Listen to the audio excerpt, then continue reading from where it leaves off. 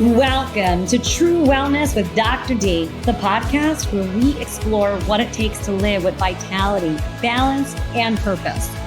I am Dr. D, and each week I'll bring you powerful tools, inspiring stories, and expert insights to help you thrive in every area of your life.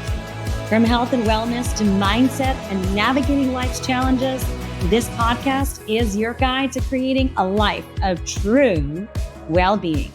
Let's get started. Welcome, everyone, to another episode of True Wellness with Dr. D. I'm so glad to have you all here. And Cindy, I am thankful to have you here and all the gifts that you have to share with our listeners today. So you guys, I want to introduce you to Cindy Warden, She is not just a transformational coach and a TEDx speaker. Her TEDx, by the way, is amazing. We'll make sure that it's in the details of the podcast information for you all so you can watch it. But she is a women's potential expert. What does that mean? It means that she helps women break free from limiting beliefs, all those kind of childhood conditioning and societal expectations that really hold them back. And she works with empowering her clients to release those inner barriers so that they can, step into that more confident, fulfilled person that they want to be, unlocking, their personal and professional success that they know in their hearts that they're meant for. So Cindy has had a range of different clients ranging from, Grammy-nominated artists and top 10 finalists on The Voice to entrepreneurs and Fortune 100 executives.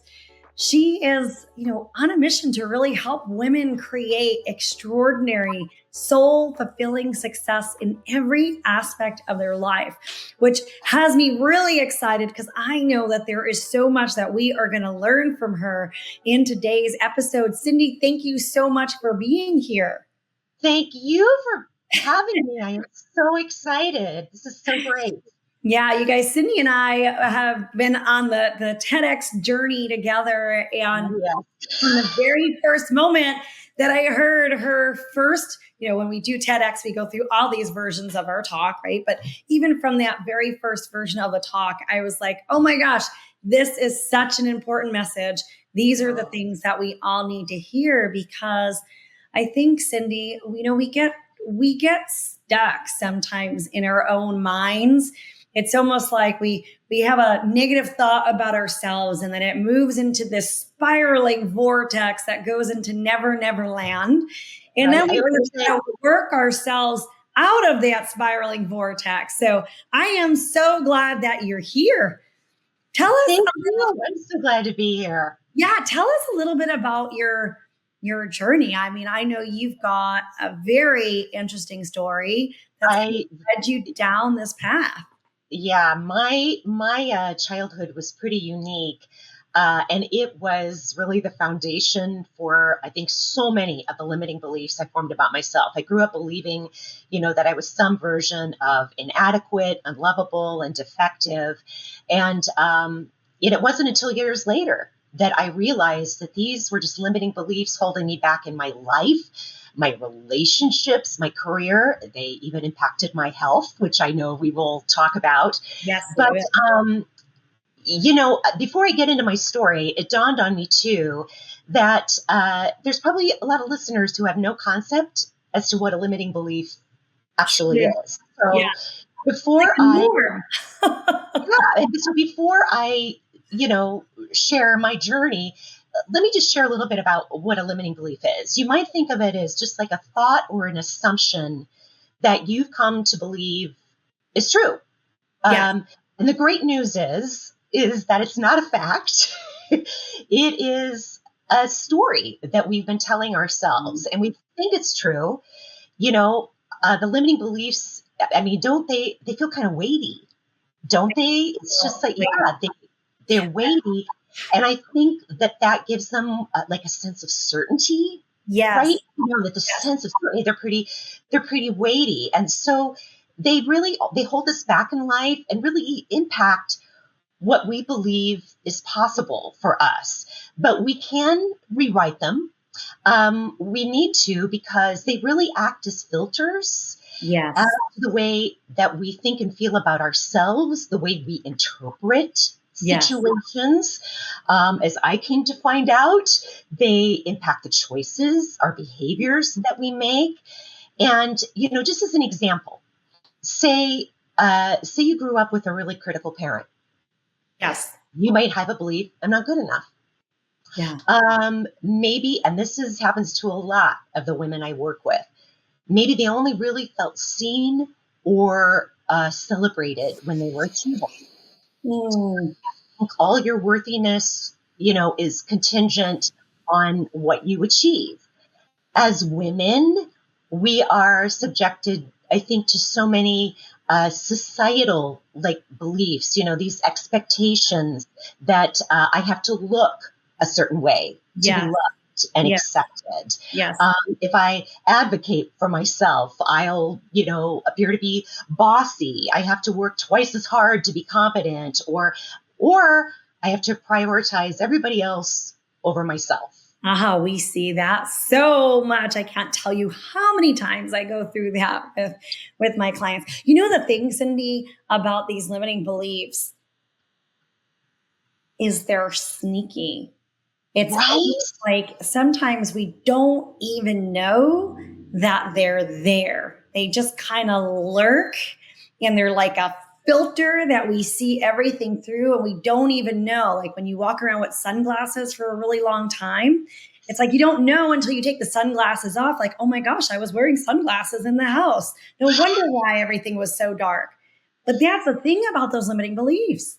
That it is. I love it that you said that, because I think of them almost like background music, Yeah. right? It's just been playing that you don't even realize they're there. Yes. And it's why it's so important to bring them to light, Yes. because they do impact the way we see things and the choices that we make. Yes. So yeah, so you are so right. I love it. You call them sneaky beliefs. Well, and the It's other so thing true. is too, there's no escaping them in the sense that we are all exposed to limiting beliefs, and they happen to all of us. And even when we think we may have cleared some out, there might be other little ones that Oh sneak in. yeah. Yeah, I always say, I call them, sometimes they're like an octopus, Yes. right? They're like the body of the octopus is this belief. And sometimes the tentacles that wrap themselves Yes. around us, they're these negative thoughts we think, or like other kind of sub beliefs that grow out of that, but they hold us hostage. Yes, they I, do. I was a prisoner to my limiting beliefs for so long, and I thought it's so perfect. My last name is Warden. That's great. Yeah, right. But I had to set myself free. So, and it is so important that we do that, because I think, so many times we have challenges in life, Hmm. and it's so easy for us to kind of want to rearrange what the deck chairs on the Titanic, that we just think, I'll just change the situation. I'll get out of my marriage, or I'll change jobs, or if I do this. And so we change what is happening on the outside. And yeah, we feel better, but we never look on the inside to think, gosh, what got me into this situation? Or why did I think I had to stay in it? And Yeah. so therefore, because we don't kind of examine and go within, we end up with a rinse and repeat of a brand new version of what we don't want, Yes. because that operating system, we didn't change it. It's still working in the background. Exactly. Exactly. We can put new input in, but if it's going through the same filters, the same system, we're still getting the same version of whatever that was out the other side. Yes. Yeah. Yes. Totally. Totally. Somebody will say, uh, like a woman will come to me, and she's just miserable in her job. And she's ready, I'm ready to do, I'm ready to become a beautician, or I'm going to go, I mean, who knows, going to start some whole new career. And I'm like, wait, let's slow down. Yes. because we're just going to get a whole new version of what we don't want. And a lot of times when we look at what is driving the misery within the job, it's like sometimes it's like we're the makers of our own misery because of these beliefs that we Absolutely. carry, and we don't need to change anything but ourselves. Yes. I always say the subconscious has a way of just knocking. It's like knocking, knocking, knocking. And it's going to allow us to repeat that lesson, right? Over and over and over again until we actually learn the lesson. So if we're just ignoring it, pretending like it's not there and not actually dealing with it, then we just get more of the same, even though it may have a different flavor or a different tint to it. Yes, you are so right. Absolutely. Yeah. Absolutely. So, as I mentioned, when we talk about my TED Talk, I talked about limiting beliefs being this backpack that we carry. Yes. And, I want to interject here. You don't have to have a whole bunch of trauma in your background. No, not at all. We're all human. This is a human condition. Yeah, it's what happens. For my story, I did. My journey is pretty unique, Danielle. As an infant, I was adopted by a couple of fun-loving parents. But when I was 6 years old, my adoptive mom, she was only 41, and she died from ovarian cancer. And talk about, really experiencing heartbreaking loss at the beginning of my life. And looking back on it, I think being adopted and then losing a mom at 6, how could I not kind of form a belief, wow, people leave. People leave me. Yeah. And I'm going to interject because it was kind of pivotal to my story too. On her deathbed, my mom made a whole list of things that she wanted my dad to do for me. And one of those things was piano lessons. Oh. And so when I was 8 years old, I got a piano. My dad got me a piano, and I fell in love with music. And it became really apparent very quickly that I was gifted. I picked it up so quickly. By the time I was 13 or 14, I was playing like songs, that were really designated like advanced for graduate students, and so on. I had a classical singing voice to match my piano prowess. I became a musical theater major. I loved performing. I became a musical theater major. And when I was in college, I discovered I was funny. That was kind of my jam. And so I interject that because I got so much positive attention from my talent. Yes. I really grew to believe that it was where all my worthiness came from. Okay. And it was also my lifeline. And to back up, after my dad died, my dad eventually remarried. And I found myself, I just found myself in a family where I did not fit in. I still don't. I mean, I'm just so different. I was this outgoing theater kid, and I grew up in a family that was pretty reserved, stoic, quiet, and I felt, feeling like I didn't fit in. As kids, we don't have a lot of logic. Right. Your brain can't process it. Yeah. We don't have logic to go, to really understand, oh, I'm just different. And so to me, I made that mean something must be wrong with me. Right. And, there were unspoken messages and, quite frankly, a lot of spoken messages that I was supposed to be more like them. That's the way I felt. And so I just grew up feeling ashamed of who I was, Yeah. that I should be different than who I was. I went through a lot of criticism and correction, so much so that I was literally diagnosed with CPTSD in my adult life. Yeah.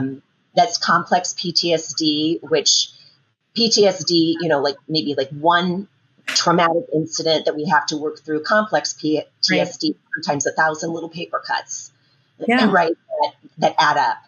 And so I went through like over a year of treatment, for the CPTSD, but I felt like I wasn't good enough, like I didn't belong. Oh my gosh, I was defective. I mean, it just ran the gamut. And Yeah. so all of my self-worth got attached to my career. Yes. And Yes.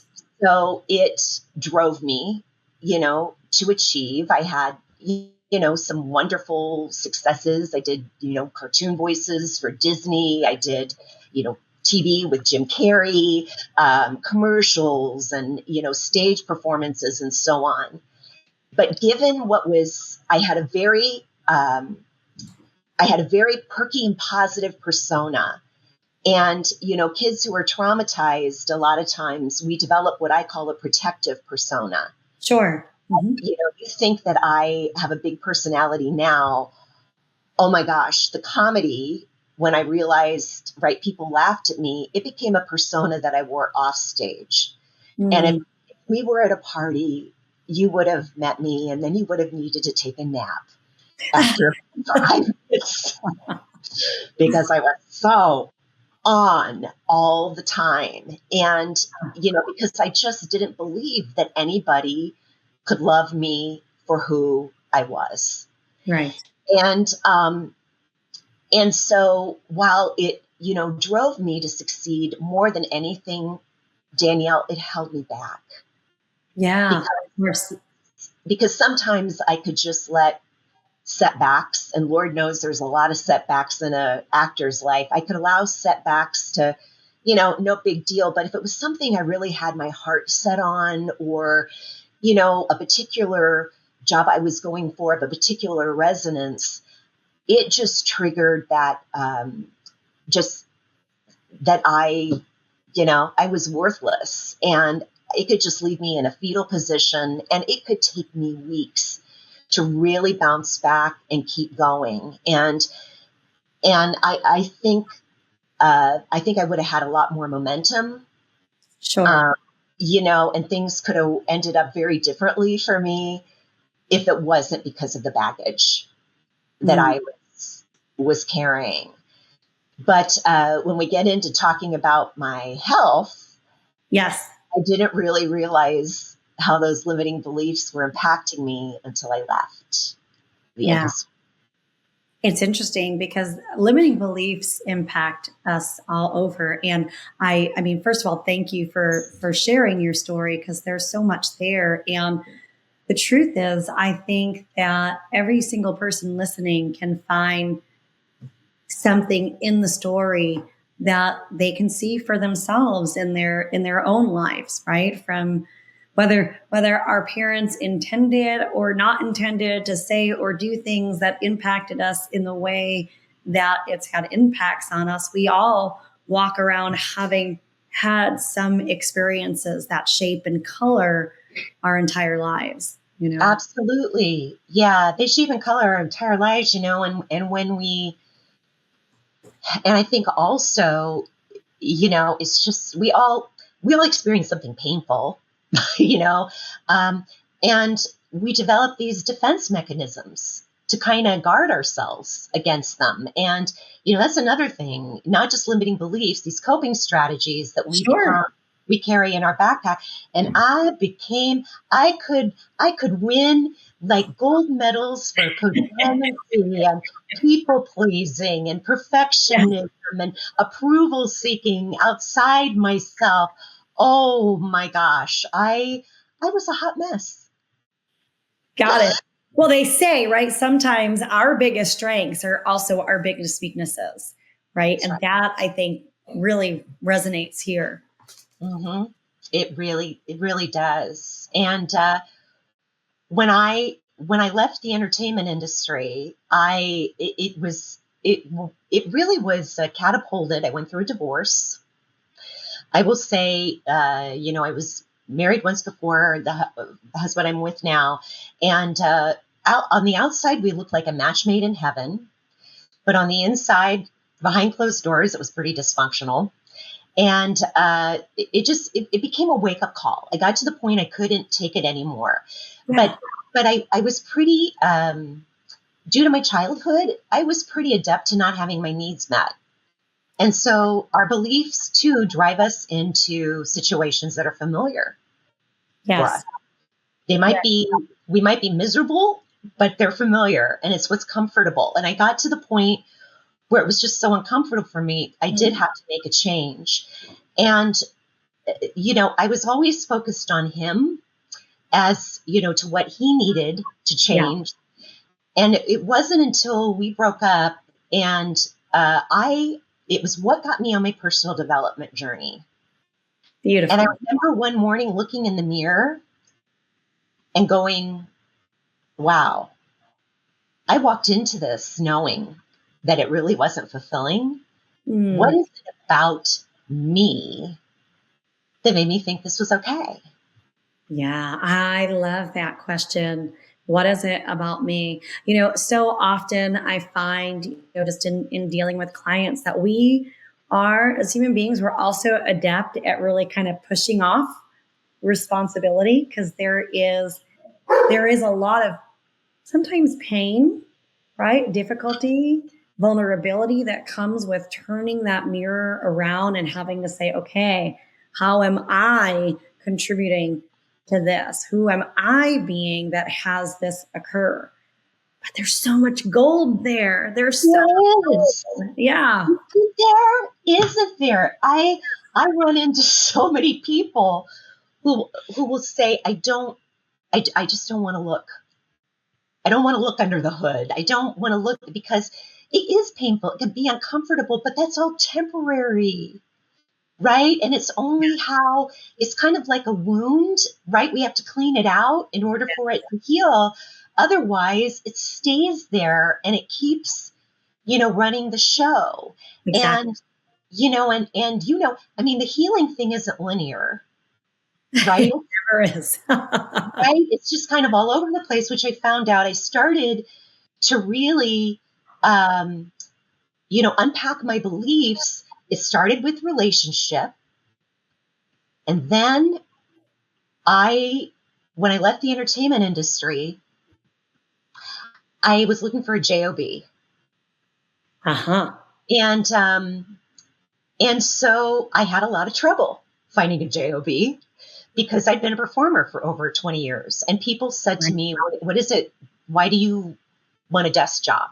And I finally got to the point, I just said, I like to eat. And so I landed into a job that was also in the entertainment industry. I was there for a while, and I'll just say I had a position. They liked me. I had proved that I was going to stick around, because people just thought I would get bored and up and leave. And I had a position that was created for me. And I learned very quickly, within about a month, I knew I wasn't in a good situation. It was pretty toxic. It was very volatile. And I'm going to interject that, I just internalized all of the toxicity. And I want to interject, Danielle, that there's some people that that atmosphere, you just went right over their heads. For me, there was a lot of it that had a resonance that was very familiar to what I went through as a kid. That was a trigger. Yes. Yeah. And so, right, I just internalized. It was rinse and repeat. And I say that because, especially as women, just because something isn't a trigger for someone else, it doesn't mean that anything is wrong with you, because it is. It's because of your unique history, your background. You bring something to this situation that somebody else doesn't carry. So don't beat yourself up because of that. And so I had my feelings dismissed a lot as a kid. And so by high school, I was dealing with chronic depression, which followed me for over 20 years. I was told I'd never live my life off medication. I proved them wrong. But I had someone say to me, I wanted to leave after a month. It was so bad. And I had someone of authority say to me, you will never find another job like this, because it has prestige to it. You will never find another job like this. And mind you, I'd had a lot of trouble finding a job. I looked for a year and a half. You'll never find another job like this. Nobody will hire you if you leave now. You need to stay for at least a year. And I also grew up just feeling like, well, I guess everybody knows what's best for me, better for me than I do. And when your feelings are dismissed, I think you also learn to disregard your intuition, which I know you talk about, Yes. right? You also disregard your intuition. And so I just stuck it out. And pretty soon, I started to have all these UTIs. I started to have a lot of bladder infections. Yeah. And pretty soon that was just constant for me. And I suddenly was, sick enough. I needed to stay in the job that was making me sick because I needed the health insurance. Golden handcuffs. Yes. Okay.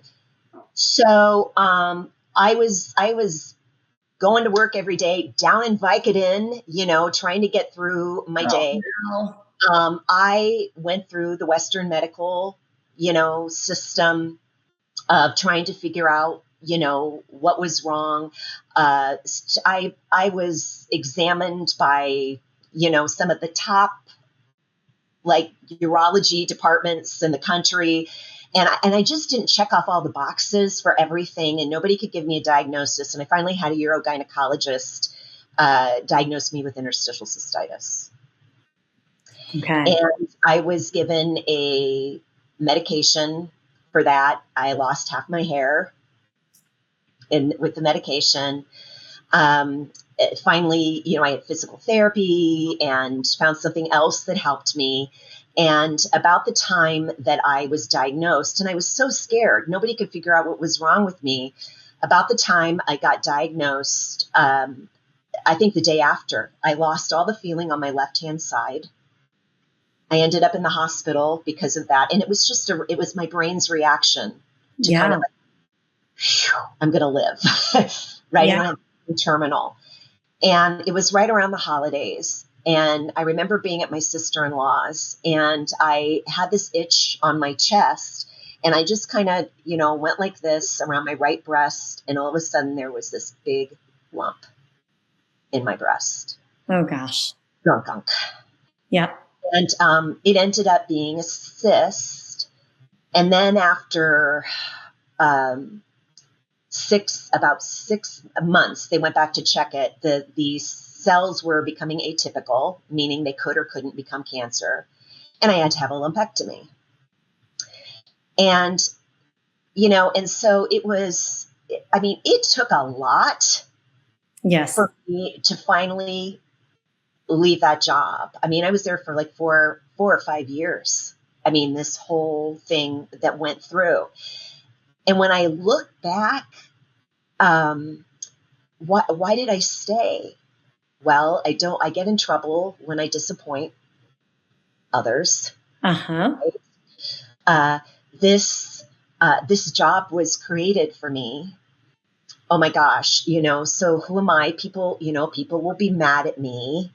I'll never work again. Right. The situation was familiar. I was used to tolerating like a lot of upset and so on. There was so much familiar and so many beliefs I had that I didn't advocate Sure. for myself.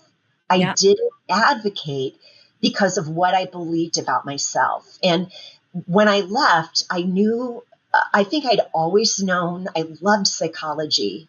And I Hmm. always knew that I wanted to be a coach. And Danielle, I had a business coach tell me that my niche was helping burned out women in the entertainment industry. And that made perfect sense, right? But I also knew at the time I wasn't on the other side of what had happened to me enough to really be able to help them. Right. And so when I talk about, that moment of looking in the mirror after my marriage and going, wait, what is it about me that made me think this was okay? And I went ahead and got married. And then, okay, what is it about me that made me stay in this situation again? When you talk about that knock, Yes. that we get that knock, sometimes we get the same lesson in a new version. Yep. Until we really, really get it, right? Yes. Or there's healing that we need to do on a deeper level. Yes. And boy, I have had to do a lot of deep inner work. And but it's been so worth it. Hmm.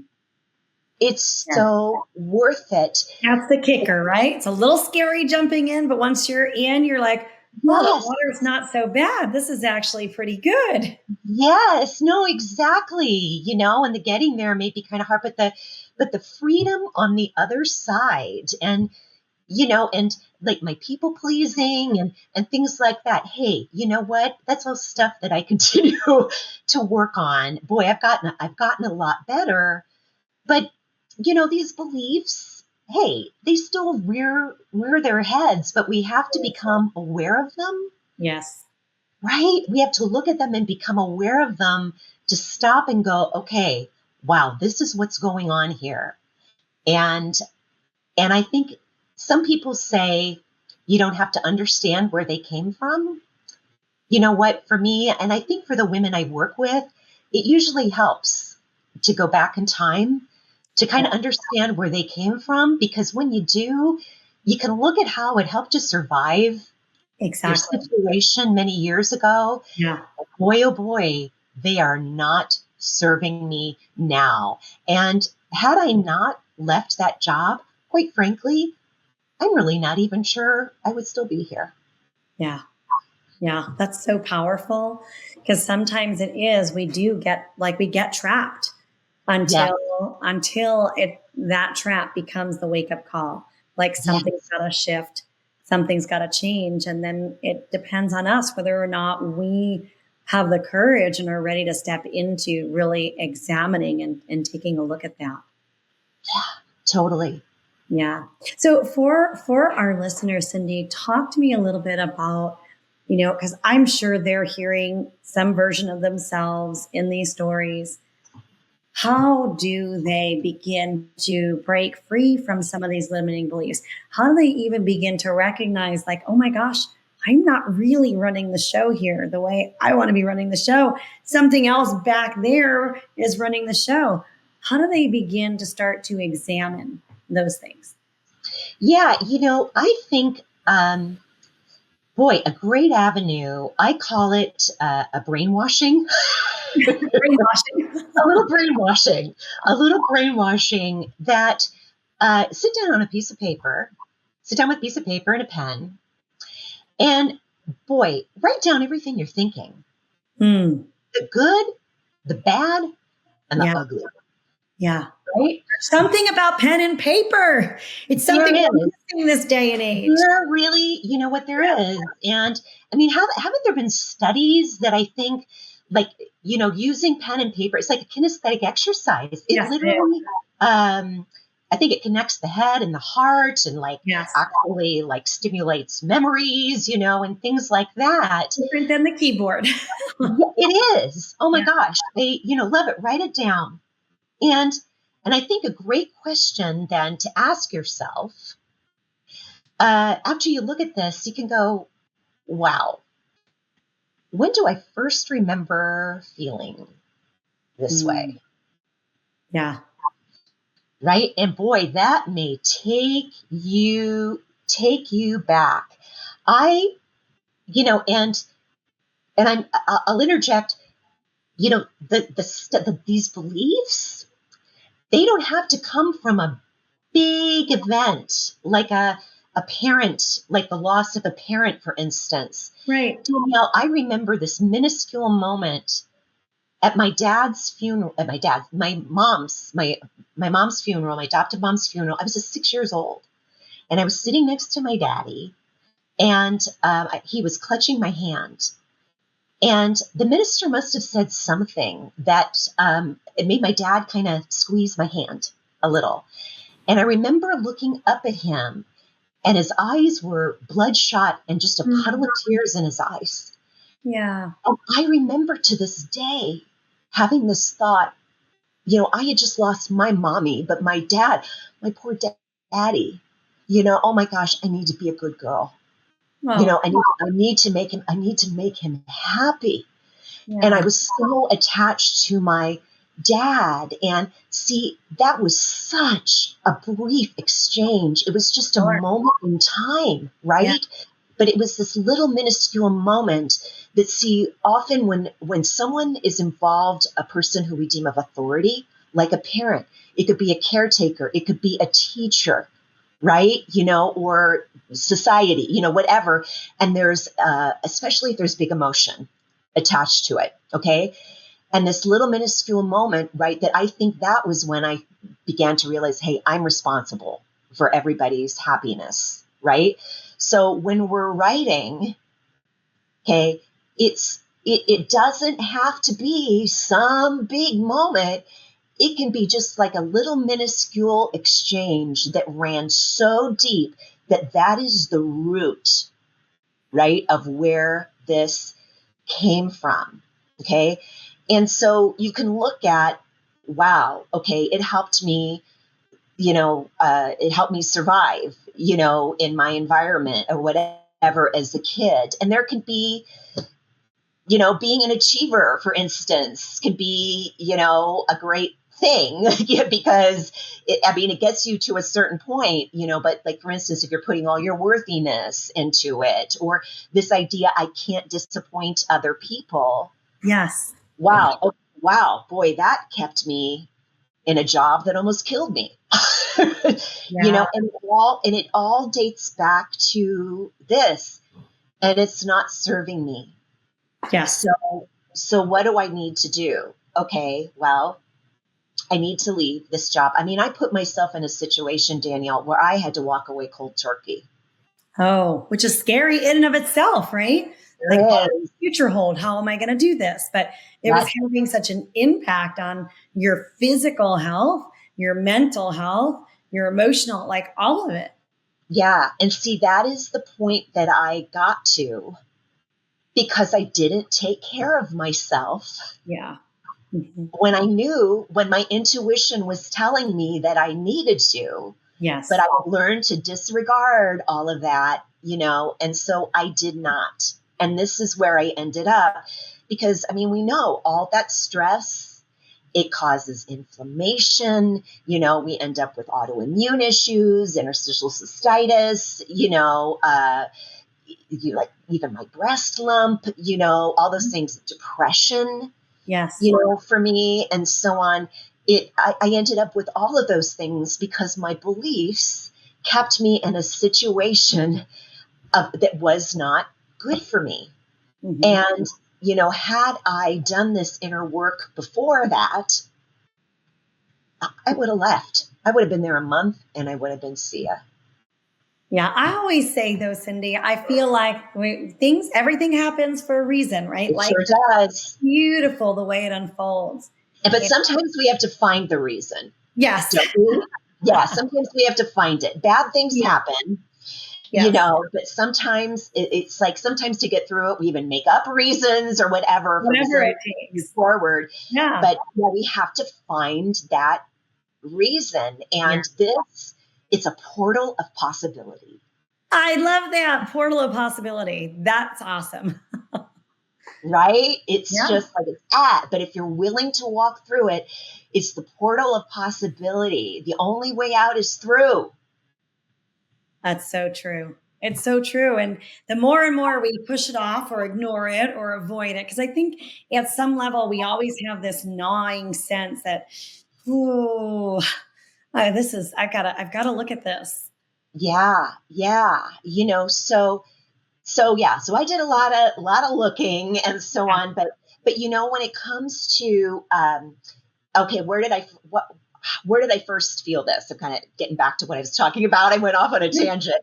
Um, uh, yeah, I mean, where did I first feel this way? Oh, okay, totally understand. And you can kind of track where that has shown up in your life. And the beautiful thing about beliefs is they're not facts, they're just stories, right? Right. That we've told ourselves. We can Yep. rewrite the story, and we have to consciously start to rewrite it. And so if I believed that, if I didn't necessarily, if disappointing people wasn't on me, what Yep. would I do? Yeah. Well, I would have left. And so, it's like we have to start rewriting the story by showing up differently, I love that. Yeah. right? Rewrite the story by showing up differently. And a lot of people don't do it because it's uncomfortable. It's uncomfortable. Yeah. We get used to being in our own pattern, that doing something outside of that pattern, it feels strange. It feels uncomfortable until Yeah, it it becomes a was so, new path. yeah, right. And, sometimes they say, like the neural pathways in our brain, it's like a well-worn superhighway. Yes. And when we go to do something different, try to think differently or, or do something differently, it's like we're in a jungle, right? And so it feels uncomfortable. And that is what stops so many people because it feels uncomfortable. Well, if it feels uncomfortable, it can't be right. And I tell my clients in situations like this, if it's uncomfortable, you're doing it right. You're on the right track. It's so funny. As you're saying that, it makes me think about weight loss, right? So Yes. there's a lot around weight loss, right? But one of the things that I see so consistently is people will lose weight, right? And then they won't know who that new person is.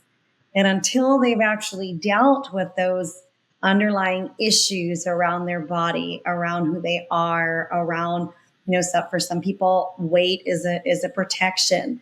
Until Yes. those things are dealt with, it's like they lose the weight, but the weight comes back on, you know?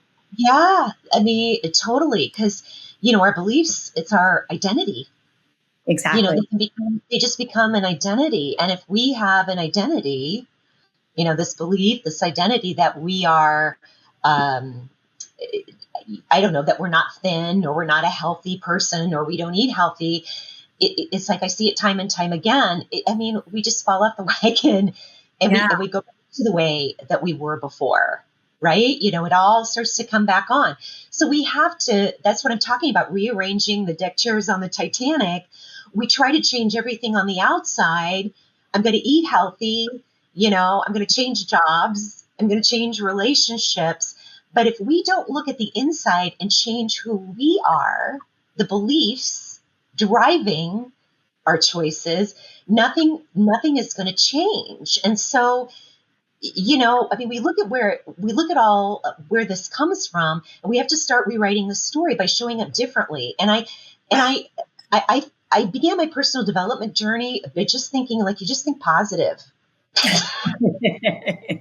But, and when we don't believe that Yeah. new belief, Yeah. right, then it boomerangs. Yes.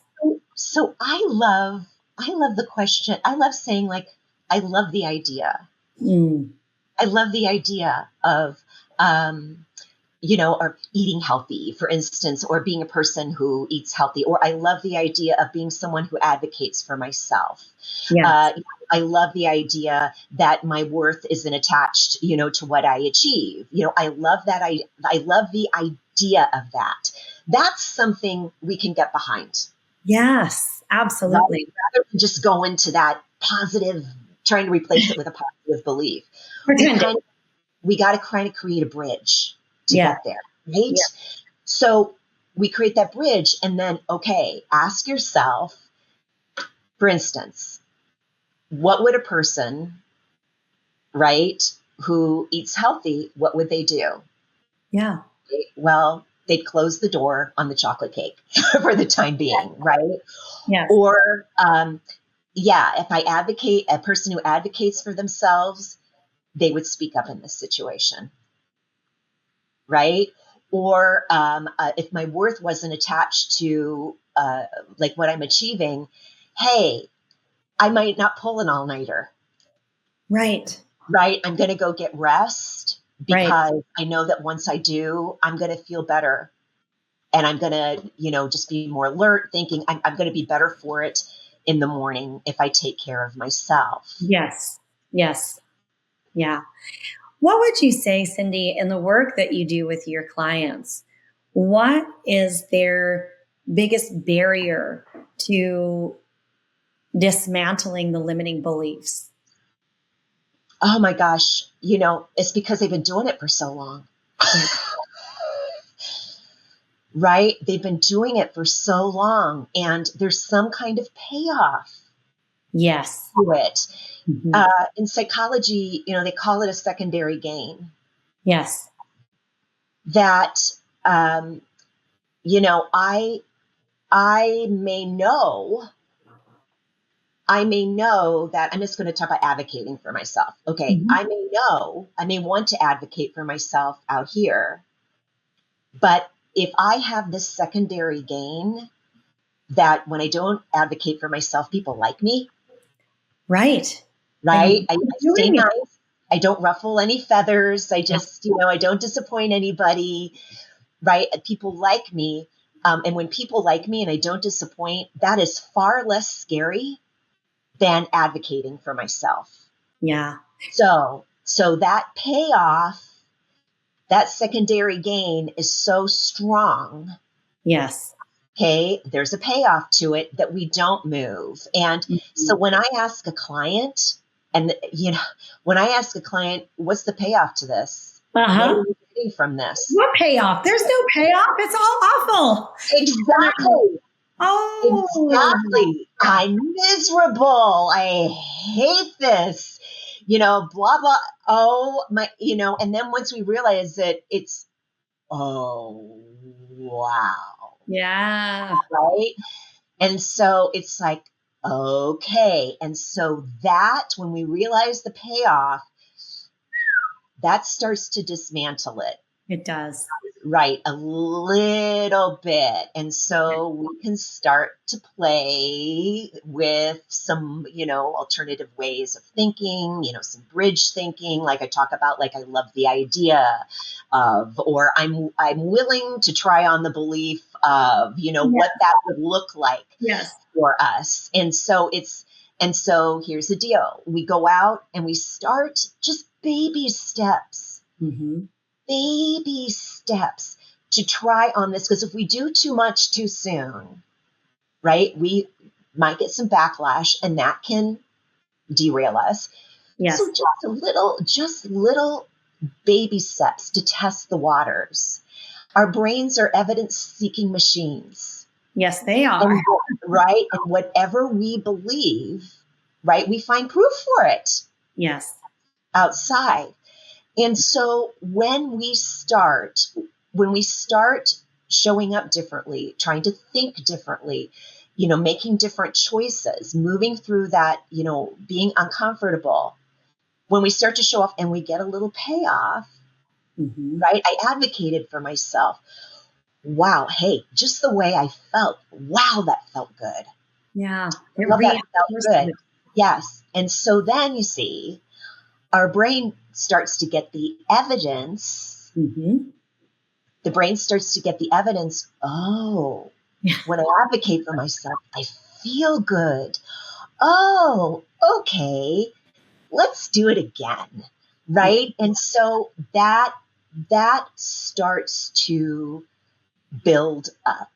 Yeah. It builds a new neural network, literally builds a new neural network. Literally does. We're chopping down that jungle and building that new neural pathway, and it's been proven, right, that, when we don't use a neural pathway, it's like we start to lose the synapses, Yes. right? It's just like that disengages and we start to form a new one. We start to form a new identity. Yes. Right? As someone who advocates, I am someone who advocates for myself because we do it over and over again through repetition. And we have to remember that belief that became so ingrained, we didn't get there overnight. Exactly. Right? It's going to take a little time. Yeah. And to have patience and self-compassion, right? Just that so much self-compassion for ourselves that we're doing the best we can, but with time, and that's why, the work that you do, is so important. And the work, that I do is, it's just like we can kind of be accountability partners. Yeah. Yeah.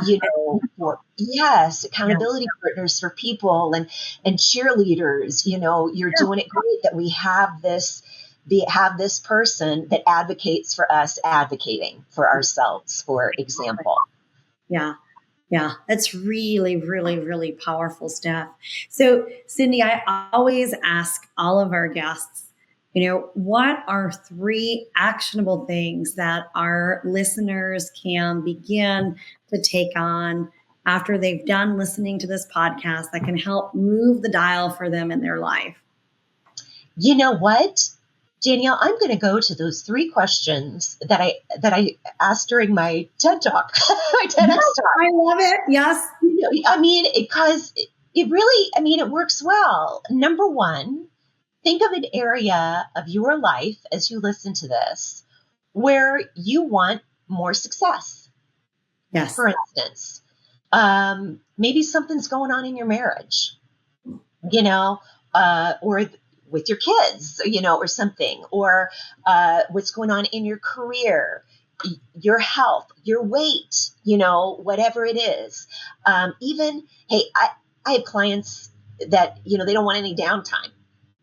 Downtime is bad, right? Because they've learned they've got to achieve, all their worthiness is there. So, even more free time, downtime. And so name that in your mind.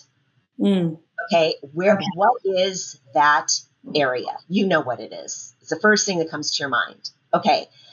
And then ask yourself too, I can't succeed in this area because. Good question. Right? Because, and you get this STEM sentence, you fill it in. Well, gosh, I can't disappoint others. Or, it's my job to take care of everybody else. Or free time. Well, I'll be looked at as lazy. It's crazy. And when we look at that, wow, we uncover the belief that is holding us back, right? Okay, and so if you were to kick that to the curb for good, like if you lost your ability to even think it, what would be possible for you? Yeah. What would you do? You do something different. Yes. And you do something different than you're doing right now. And so then the thing is, you got to take a deep breath and you've got to go make that change and make that change a little at a time. But if you just go through that 3-step process and take action, nothing changes unless you take action. You can say that's right.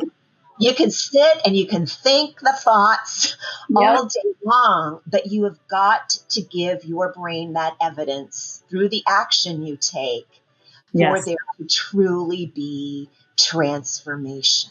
Yes. Yes. Knowledge is powerless without action. Perfect. You're right. You are so right. Beautiful. All right. Well, thank you so much for being here, for being vulnerable, for sharing your story, for giving Oh, us. thank you for having me. Yeah, I think, we all get stuck. And then sometimes we're like, why are we stuck? And so this has been really eye-opening and given our listeners a new way to begin to start to look at the things in the life and the areas of their life where they're not satisfied, where things aren't going the way they want them to go, and then giving Yeah, them power and control over making the choices. So thank you so much for that. Can you thank you. share with our listeners who may just be listening, maybe they won't see the information in the bio, share with them how they can find you, Cindy? Oh, okay. So my website is cindywarden.com. You can find me on Instagram at Cindy Warden Coaching. And Facebook, I guess, you can look me up there. I'm on LinkedIn, as well. And so I'm not quite a TikToker yet. I need to get with it. Oh, me neither. So yeah, you should get with the program. But yeah, that's where they can find me. And I would love, please reach out. I would love to connect with you. Love it. Thank you so much. Thank you for being here today and for sharing your gifts. And thank you for going through your journey of life so that you could be here to impact all the other lives that you're going to touch as people listen to this. Thank So you. And thank you for all the beautiful work you do, thank you. because I know you impact a lot of lives too. This was an absolute pleasure. Thank you so much for having me. You are welcome. This is Dr. D reminding you to tune into your body, reconnect with what matters, and embrace the journey to true wellness. If you enjoyed today's episode, be sure to subscribe, leave a review, and share it with someone who's ready to redefine their health. Let's keep redefining wellness and empowering change together. See you next Thursday for the next episode drop.